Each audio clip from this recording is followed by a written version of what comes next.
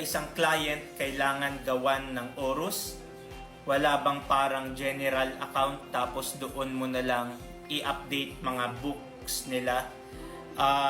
Yung question is about books of accounts ng taxpayer. Tapos yung ORUS, ano ba ulit yung ORUS? Yung BIR Online Registration and Update System na pwedeng doon ka na mag-register ng books of accounts. Yung question, yes, per taxpayer po ang ORUS. So, isang taxpayer, isang ORUS account.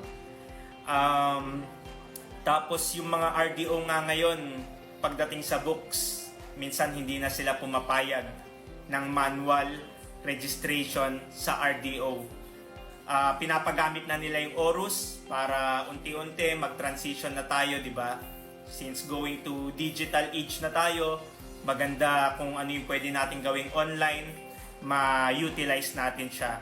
Katulad nga nitong ORUS, na again, pwede na tayong mag-register ng BIR Books of Accounts online using ORUS.